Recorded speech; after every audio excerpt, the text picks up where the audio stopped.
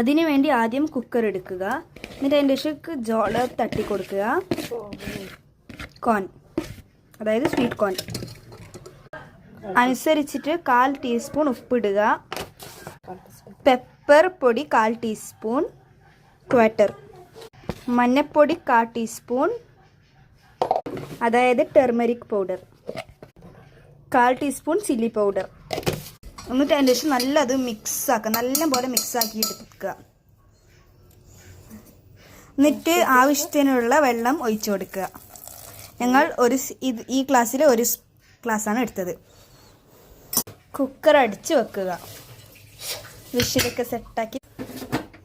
എന്നിട്ട് കുക്കർ അങ്ങ് കത്തിച്ച് കൊടുക്കുക.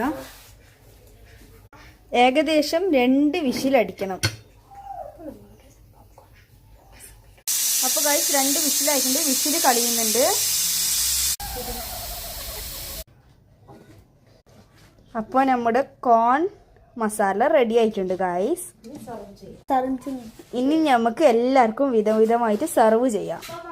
നമ്മളിവിടെ 4 പേര്, ശരിക്കും പറഞ്ഞാൽ 6 പേരാണ്. 2 പേര് ഡ്യൂട്ടിക്ക് പോയിരിക്കുന്നു, 4 പേര് വീട്ടിലും ആക്കി. 4 ബൗൾ എടുക്കുന്നുണ്ട് ഗൈസ്. ഇതാണ് എൻ്റെ ബൗള്, ഇതാണ് എൻ്റെ അച്ഛൻ്റെ ബൗള്. ബിസ്മില്ല. അപ്പോൾ തിന്ന് ടേസ്റ്റ് ആക്കി നോക്കാം. എൻ്റെ മോനെ സൂപ്പർ ആയിട്ടുണ്ടുമ്മ. തിന്ന ആൾക്കാരുടെ കമന്റ്സ് കേൾക്കാം. Bye from my side. Bye. പാപ്പ തിന്ന് നോക്കി എങ്ങനെയുണ്ട്. എങ്ങനെയുണ്ട് പാപ്പ? സൂപ്പർ. എങ്ങനെയുണ്ട് റസലു? തിന്നു നോക്ക്.